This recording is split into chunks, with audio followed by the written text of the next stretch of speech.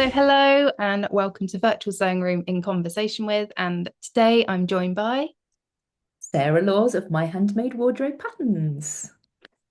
so you may see my Handmade Wardrobe pop up on the Virtual Sewing Room feed because Sarah invited me along to help with her Be Your Own Designer, which is actually, you tell us, what is that? So, Be Your Own Designer is my attempt at getting everybody to have a go at pattern cutting. I learned pattern cutting through university, I say, although actually in reality, I learned pattern cutting just through doing it and just having a go, reading all the books that I could find, all the blog posts, watching all the YouTube videos I could kind of devour. And it was quite a process. And I just wished that there was somebody who would just have taken my hand from step one and literally explained all the basics to me in a really kind of fun and accessible way. So that's basically what Be Your Own Designer is. It's based on a lot of what I learned on my university degree, but making it fun, making it enjoyable because most of us are doing this as our hobbies. It's aimed at home and hobby dressmakers. So although, if you wanted to start your own fashion brand, brilliant, you could definitely do that after doing this course. The language that's used is very fun. It's going to be very kind of, I keep using the word accessible, but it is very much language that you'll be familiar with. And if there's anything unusual, I'm going to tell you what it is, and there's no gatekeeping at all here. So yeah, it's pattern cutting without the gatekeeping and without the maths. There's a little bit of maths, but there's not much maths, honest. Minimal maths. Yeah. To what degree did you do at uni to get you into pattern cutting? I did a straight fashion design degree at Westminster University. Um, I considered a few options and I actually applied to Manchester Metropolitan to do a technology course, a garment technician course. And in hindsight, I do wonder whether that might have been the better option for me. We can all have our small regrets in life. Hmm. Uh, because what I absolutely love is the technical side of things. I love pattern cutting. I love working out what the best fabric for the garment is. I love getting to know what the customer wants and then designing for that. A lot of the high street fashion design is basically kind of what the designers or the company thinks will sell. It's not necessarily always what's best for the customer that they're actually, designing for. I could never get my head around that. Hence why I don't work in the fashion industry anymore, technically. High street fashion industry anymore. How long did you work in that industry for? I worked in the fashion industry for I think it's about 7 or 8 years. It might have been more like 10. No, it was 10 including my degree. Um, yeah, and I'm so glad that I had that experience, but I was definitely ready for something new when I came out the other end. You say about the parts of the process you enjoy. What parts don't you enjoy about sewing and pattern cutting? Um, I really want to sew absolutely beautifully. So I want every seam to be perfectly straight, and I want all my insides of my garments to be considered, but I get so distracted. So I think it does come a little bit with mixing your hobby and your business and always thinking, oh, I should be recording this, or, I need to kind of do this extra bit for my business. And I think sometimes I just need to sit down and sew and just make something for me for no particular reason other than I just really want that beautiful garment. And I actually did that earlier this year on a course with Deborah Drake. Should I tell you a bit more about that? Go on, why not? Yeah. So it was a French jacket course. I've actually got the jacket in the background. I was going to ask Um, about that actually. I could see it. Sparkly one.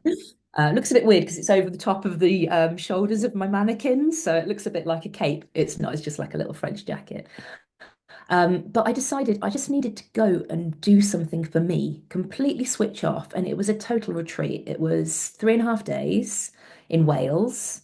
I stayed away. My lovely studio mate Julia came with me, and she is a milliner, so she's not a garment maker. So it was completely like out of her comfort zone as well. But we both decided we just wanted to do something completely different. And yeah, it was lovely. There was loads of hand sewing involved, which is I thought was my nemesis. I actually really enjoyed it because I allowed myself the time to do it.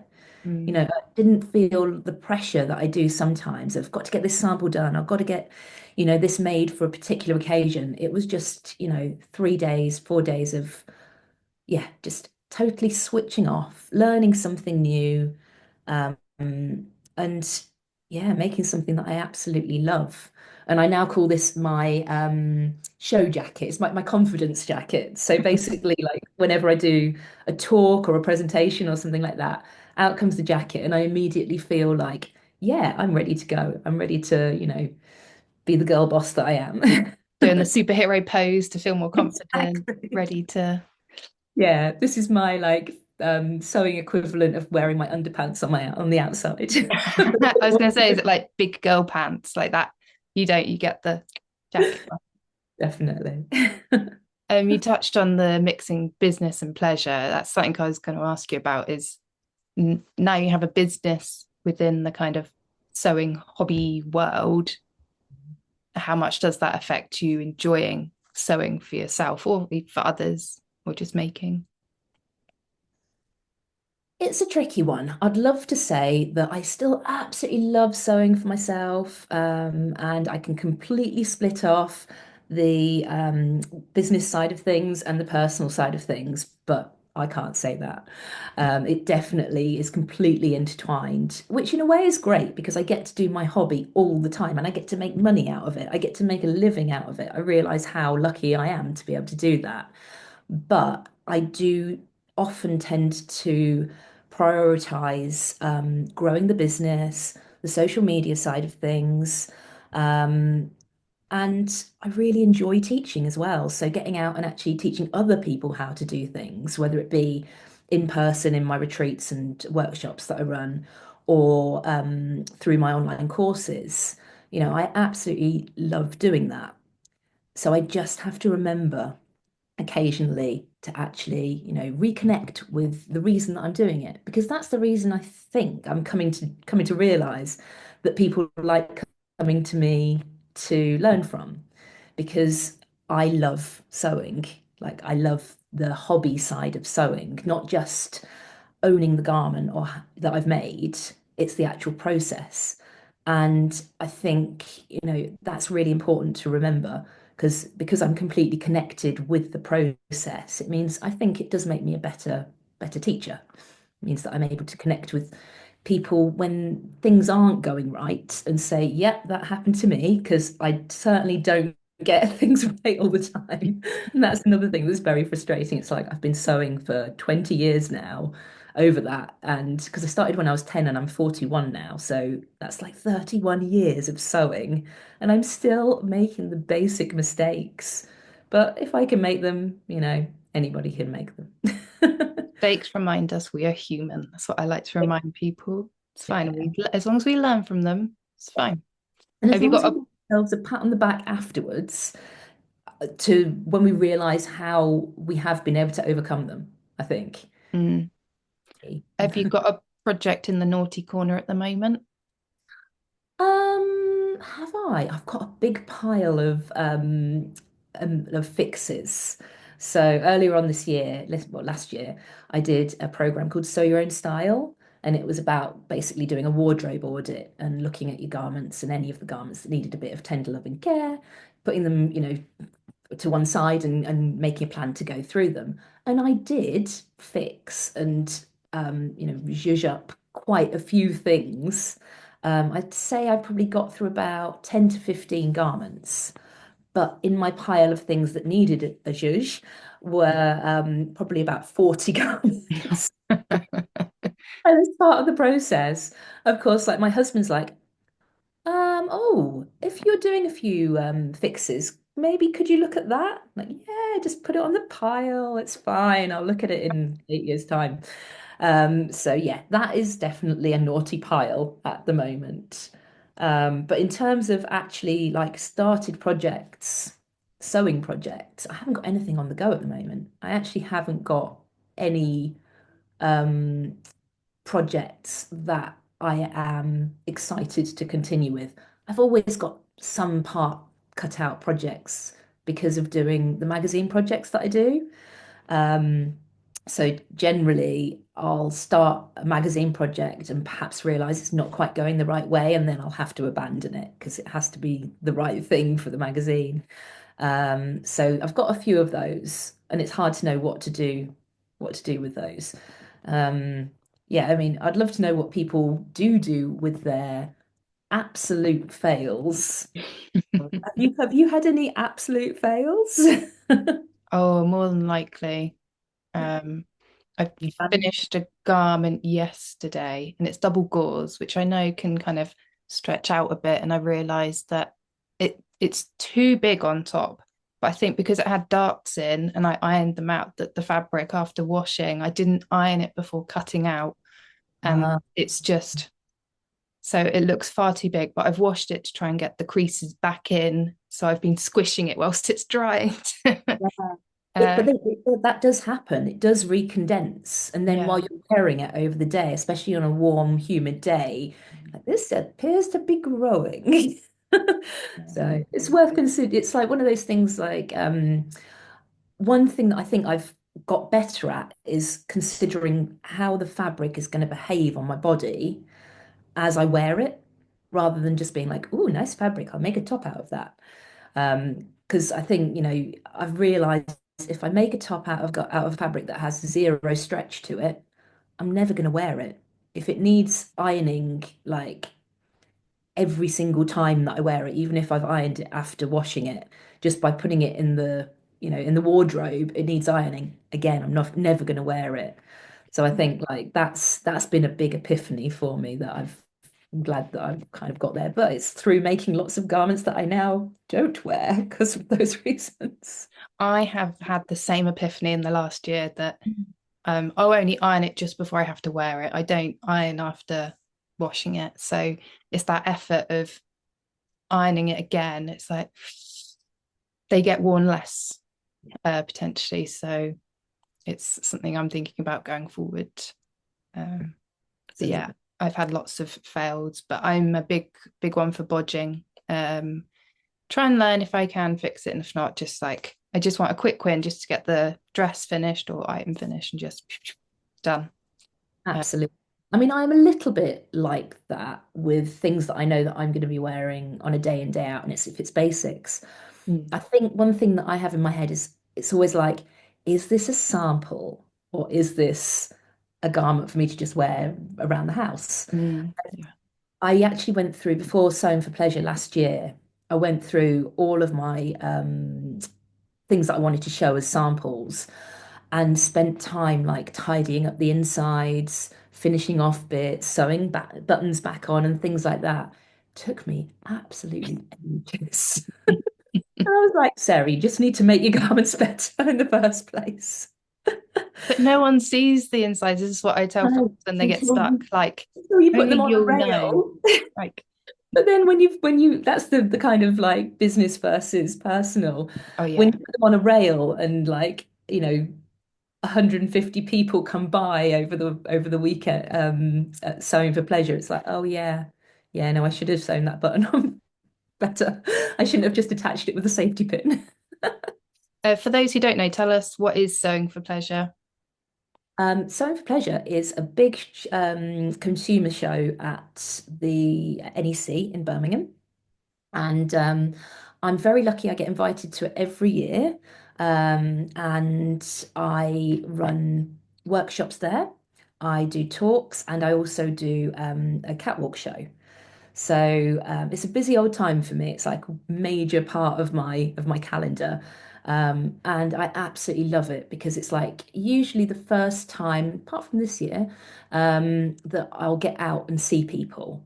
Because obviously, running a business on your own can be quite, I don't want to say it's not lonely, it's just alone.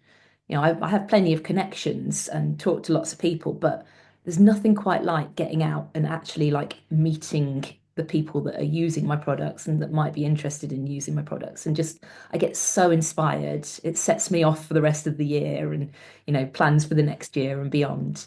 So yeah, it's Thursday to Sunday in the middle of March. I can't remember the exact dates. It's around the 15th, I believe. Yeah, the 14th Um, is the Friday. ah, yeah, so it'll be That week. 30th to the Sunday. Yeah. And yeah, it's just great. I love it. I get to meet so many people. And we also, well, I last year did a dressmakers ball catwalk show. Was that for the first time? Was it the second time? Might have been the second year, actually. I think it's the second year. And the organisers have asked us to do another one this year. So the Dressmakers Ball is an event that we run in November or October, November. And I invited people that had been to the event, that had made their dresses for the ball, to come and do the catwalk show. And that was just fantastic. Because, like, it's one thing, wearing your beautiful dress to the ball, and everybody's so kind and appreciative and in awe of everybody's like amazing talent. And then taking it to an even bigger audience at the NEC and having that appreciation again from like a wider audience. I just think I think it made the people, the catwalkers, just feel like amazing, like literally like Hollywood superstars, which they are. Doing a almost like a red carpet. Yeah, absolutely. In Which fact, I'd love to get a red carpet for maybe I could speak to the organisers about. would be amazing. But be able to be able to wear their kind of fancy outfit again though, because you don't always get that opportunity. So it's Absolutely. nice to Yeah. do that. And for those who don't know about the Dressmakers Ball, do you want to mention that as well? So we were in a new venue last year for the first time, the Grand Hotel in Leicester, and it was phenomenal. The venue was just amazing. The food was absolutely delicious, and everybody totally up to their game. I think we had the biggest attendee numbers out of the 5 years that we've been doing it. So I think we had heading for 140 people. And literally everybody just made so much effort. It was wonderful. Like whether they'd been sewing for 6 months or like 26 years or that kind of thing. Yeah, there were some really cool outfits. We have an award ceremony where everybody is invited to do a catwalk at the event, and then the attendees vote for each other. So we have categories, and you can vote for who you think should win the category. And then we had awards that we handed out. In fact, I'm just going to grab something because we made ourselves a little cheeky award. I have to say this was gifted to ourselves by ourselves. The Best Dressmakers Event Award. We had to because we're not allowed to do the catwalk. So yeah, I didn't want to feel left out. Oh, that's so sweet. Wonder who'll win it next year. Exactly. Oh. But it's really nice, like there's so many other events going on, and we always try and make ours as different, like, just slightly different to all the other events. And it's really nice to kind of have that the variety in the calendar, and it has become like a key point in the dressmaking calendar, I think. Mm. Um, but I've had the guys from Sophisticated contact me because last year we had a date clash, and it was such a Yeah. shame because some people that would have gone to Sophisticated decided to come to the ball and vice versa. So this year we've worked together to make sure that they're not on the same time. So yeah, as the dressmaking calendar is filling up, Mm. kind of getting more and more difficult to make sure that there's space for everybody. But there is space Oh for. yeah, yeah, yeah. I've spoken to a vet at Stash Hub about making sure that our socials don't clash. She only does one a month, but Yeah. every other month or something, we'd have a session on the same day, and she's only got one a month, whereas I can chop and change mine quite a Yeah. bit. So blocked out the calendar so we don't clash for 2025. So it gives people more opportunities to connect. Yeah. So, what's the greatest tip or bit of advice you've received or you like to pass on to others who join your workshops or retreats? Oh my goodness, that is the trickiest question. So I have a bit of a like personal mission when I do workshops. I want within the first half an hour for one person in the group to say, "Oh my goodness, that is going to change the way that I sew forever, or the way that I do, the certain thing Mhm. forever." And I would say pretty much most of the time that does happen because I always try and kind of sneak in something. Um, One of the funny things, like people, obviously, a lot of people are self-taught, or if they're taught in a more formal way, they often can believe, they can feel that they need to stick to the rules. Um, so whether it's the rules that you've learned from what you've absorbed or your mistakes or things that you're learning or whether it's somebody's told you this is the way it's done. I think encouraging people to break their own rules, to experiment, to play when it comes to sewing is massively important. And one thing that I'm doing on my course, that I'm encouraging on my course, is to experiment with half scale. So whether that be half scale for pattern cutting or half scale for doing techniques and things like that, or doing little samples of things, I think that would be the biggest thing that I am encouraging myself and others to do at the moment is to play and to experiment and to sample things and see what works. Because you don't know what technique is going to work best for the fabric that you've got and the style until you've just had a go at it. Yeah, so we had our first session for the Be Your Own Designer and seeing the half scale. I was like, I need to do that more often. Because I did do a workshop in Bristol last year, maybe the year before, and it's a bodice one. And I ended up asking the leader, like, how would I do pin tucks and how would I do this? Thinking about the tops that I like and thinking, how would I be able to do that? And it's like, great. Have I done any since? No. And I'm not allowing myself that time to go through and You do it. have the little half scales, you might have kept those. Oh, I've And definitely got them.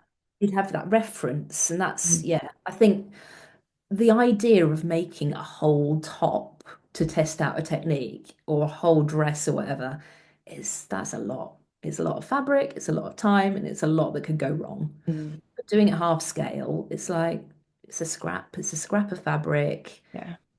half an hour, it's a bit of paper. You can probably use like printer paper or like old wrapping paper, newspaper, whatever. You don't need all the stuff perfect. And I think when you're working with fabric that you're not massively keen on, scraps of paper and like small scale that doesn't have to fit on your body, that is totally freeing. It just Mm. makes you think, yeah, I can have a play and see how this goes. Yeah, definitely. I think doing the virtual sewing room and talking to others, there are definitely people who are a bit apprehensive about trying new things and knowing to do it properly. So the idea of just being a bit free and creative, I think things go wrong and that's fine. There's just it's learning from that. As long as it's fun process and gets you thinking a bit, it's good for the brain. Yeah, I think it is tricky because at school we constantly get things wrong. Like up until we're even like 13, 14, we are allowed to get things wrong. We're allowed to make mistakes and learn from them, and we're encouraged to do that. And then we get to this point where we start to get um, more judged for it. So we have to do exams to test whether we're, getting things right or wrong. And suddenly the pressure of getting things wrong or the kind of, the what's the word? The kind of not experience. Oh, what's the word? The repercussions of getting things wrong seems so much more intense. Mm. You don't get this grade in your GCSEs. You're going to fail and you're never going to get a job and you're going to end up doing a terrible job that you hate for the rest of your life. And it's very much like fun, fun, fun, fun, fun. Oh, Yeah, sure. Yeah. we need to come back to that as adults and allow ourselves just to, yeah, like, I mean, the, we've been talking a lot about it, but just make mistakes. Mm. That is the worst thing to do, is not to make mistakes, because Or then you not to just try. yeah, go through life just thinking that you're right, and nobody likes a smart ass like that. And you say that, but I don't mind sharing this. But I've been to therapy as an adult a few times, and I was always the smart one in the family. So there was always a lot of pressure at school. So I ended up, and I think I still have it, but I get quite upset when I don't know something or I get something wrong if I don't understand it.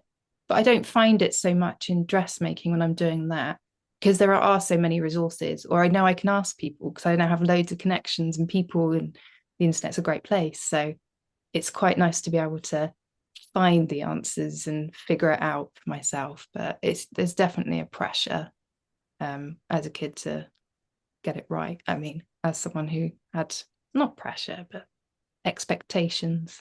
Yeah, and to be able to find something in adulthood that does let you, go out there, find the answers yourself, try something, it doesn't work, let's try a different thing. That's got to be good for everybody. Mm-hmm. That's got to be good for not just you enjoying your hobby, but how you approach life in general, I Mm. think. So yeah, that's my manifesto when I apply for the position of president of sewing for the UK. Amazing. We've been talking for quite a while. I was going to ask you about small businesses you want to give a shout out to, but also you mentioned at the start about collecting books and resources. If you want to include maybe a book or a particular resource as well that you think is great, other than yourself, I'm afraid, feel free to share that as well. Well, I can't sell myself. Oh. You've sold yourself already. So business that I absolutely love. It is going to be a bit of a self plug, but Carolyn Rose in Leamington Spa. It's a great little sewing shop. If you're ever in Leamington, they've got a really lovely range of fabrics and haberdashery. One of the most wonderful people you'll ever meet works there. That's Sam Croxton, I think is her surname. And she's So Let's Sparkle on YouTube. She's got a great YouTube channel as well. You should definitely have a look at that. And yeah, I teach there, but she also teaches there. And there are some other really lovely teachers there as well. Like it's just really friendly and welcoming, and they're great for beginners, and they also have some more advanced classes as well. Um, Other businesses as well that I'm really excited to interact with this year. So I am really, really excited to go to Alison Smith's workshop in Ashby. So that is above the Fabric Boutique, another absolutely beautiful fabric shop, definitely worth visiting if you're in the area. But I'm going to do a speed tailoring course with Alison Smith. Now, she is somebody that I've looked up to for years. She's got an MBE in sewing, which just, I that's my goal in life. I've got sorry, a bit of a tangent, but I've got a friend who runs One Roof charity, which is a homeless charity that I support and do a bit of volunteering for, and my husband does the graphic design for. We're quite kind of, we it's a really, really good charity that we love to support. But she's getting an MBE this year, and I'm so happy for her. I'm just like, it made my year when I heard like just after Christmas. I was like, that's it. The year's good now. So I love Amazing. seeing people get what they deserve. Mm. But yeah, sorry, tangent. Yeah, yeah. But Alison Smith is kind of considering coming towards retirement, and I think she's planning to stop teaching the in-person classes as much. So I'm basically going to try and absorb as much from her as I can Mhm. in the next year. So I'm going to go to the speed tailoring course, and there's a few other courses that I'd really like to go to. So yeah, that's a company that I'm looking forward to just getting to know a bit more about. I feel a bit kind of sad that I haven't. It's taken till now Mhm. when she's just kind of, finishing up a bit. But yeah, that's going to be great. Which Um, other courses are you eyeing up? What's next? So she does a lingerie course. I've done bra making before. I went on a retreat, and that was really good fun. But I think I'd like to learn a bit more about kind of I say corsetry, not really corsetry, kind of evening wear. Because of obviously running the Dressmakers Ball, I know a lot, but I'd like to learn a few of more of the finishing techniques, Mhm. and just get some ideas and again have a play, have an experiment around and see what I can come up with. Yeah, and so I think that would be quite fun to do. Yeah, it'd be really cool, really interesting, even to weave that, yeah, that lingerie skills into a different dressmaking aspect or garment. Be really Absolutely. interesting. Got Yeah. a good friend who studied fashion at uni, and she was the one that got me into dressmaking. And she specialized, I say specialized in corsetry, but that was her thing. And she made some incredible things, like using the idea of structure and boning, like everything had boning in and Mm. amazing shapes. I'll try and add some pictures in. I should have permission to do that. Some very beautiful models. Uh, yeah, it was really fascinating. The color palettes and stuff. I loved it. Mm. I've always been interested in evening wear. I mean, it's such a weird thing because we spend hours making these beautiful dresses with like meters and meters of fabric that cost an absolute fortune, and then we wear them once. And it's such a weird, I think I started off making a lot of evening wear, and then I had this epiphany about 3 years after university where I was like, huh, I could make wearable clothes. And I started making like jeans and sweatshirts and that kind of thing. So I went down that route. But I'm almost feeling like I could come back to the evening wear a bit more now, Mm. with the skills that I've picked up from actually making everyday clothes. Because one of the things about running the ball is that I have to have like really comfortable evening wear. Because I am bending and stretching and hauling, lugging boxes around and, running around making sure that everything's in the right place. And I cannot have something that is uncomfortable. So, like pairing that kind of, what I've learned from making casual wear with evening wear, I think, yeah, there's definitely a lot to be explored there. Mm. My final question before we do our quick fire round. Do you make sure then that the dress has pockets? Uh-huh. Well, did I last year? I didn't last year, and I really missed it. I kept putting my bag down. I had this silly little clutch bag that I couldn't close the clasp on properly. And I was just like, why did I not put the pockets in? Why? Or Whereas the just years a before, little like hip bag, fanny pack? yeah, yeah, basically. I need to start making like a little kind of apron to go with all Or of just my but in glitzy fabric. Just like, yeah. sequin pouch at all times. Yeah, that might be a good idea actually for all occasions. Just everyone turns up with. Yeah. Cool. Right. Let's get into our quick fire round to see what things you prefer. And I say quick fire, some people want to explain some of their answers or dither. Some people go somewhere in between, both neither. So quick in a very loose sense of the woven or knit. Ooh, knit, but Yeah. um, I need to make more wovens because you can do so much more with it with woven fabric, Mm, like sculpturally. yeah. Blue or green, Green, definitely. plain or patterned. Um, I make a lot of patterned things, but I need plain things in my wardrobe. I really don't like flat florals.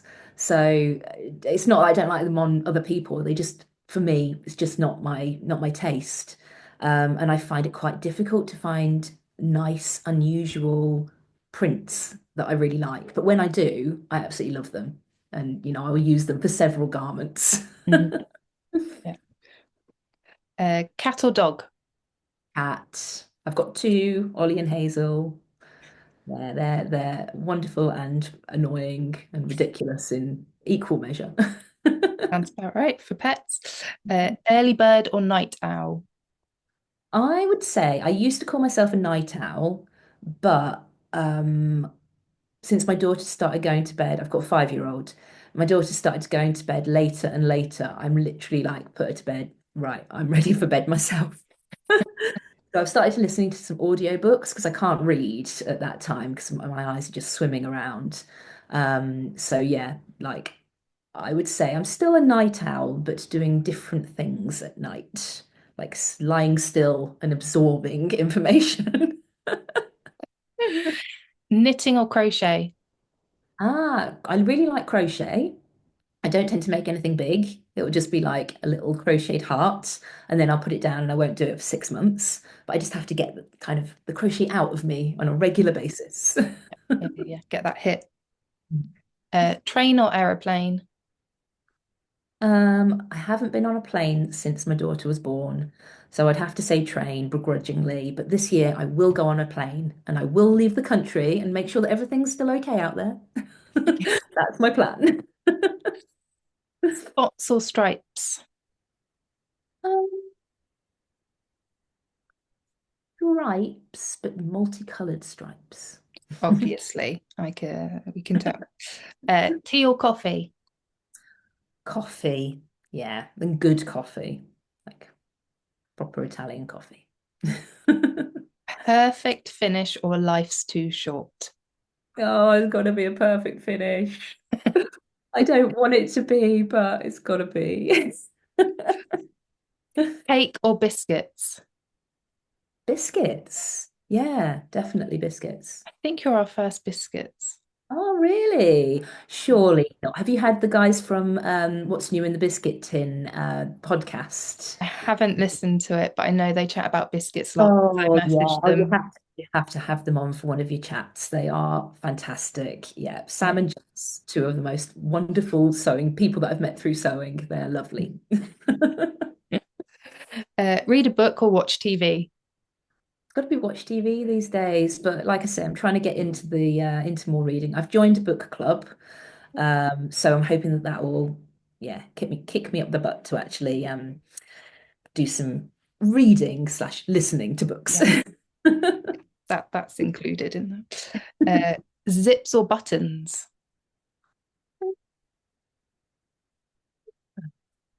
I would say, yeah, I'm neither way. Text message or a phone call? Oh, yeah, text message. I love talking to people, but I don't make enough time for it. And as you can tell, I'm quite chatty. So my phone calls do require a good kind of carving out of an hour. So, but I always, with my close friends, I always try and make sure I check in, like, fairly regularly because it's nothing quite like that. Text messages are very kind of like information transfer. Phone call is just, yeah, enjoy. It should be enjoyable and fun. Sewing machine or hand sewing? Sewing machine, still. And finally, cream first or jam first? Oh, goodness. How do I do it? I think I do jam then cream. Yeah, because it's really hard to get the jam to stick to the cream. It's purely practical. No, you just dollop it with a spoon. Like you Ah, spread the cream and yeah, then you and dollop. it's a massive mouthful of jam. And I like No, just because then you use the back yeah. of the spoon to smear the jam. Oh, is that what I've been getting wrong? I must I do some probably, experimenting, in fact, in the theme of what we've been talking about. I need to experiment with that as well. my husband is diplomatic and he'll do one way and then the other half the other way. Brilliant. Test it out. Yeah. Why not? Anyway, it's been lovely to chat to you, Sarah, this afternoon, and look forward to having a chat either in the professional network, which you're part of, or on our Be Your Own Designer course soon. Fantastic. Love you to Take see care. you. Bye. Bye.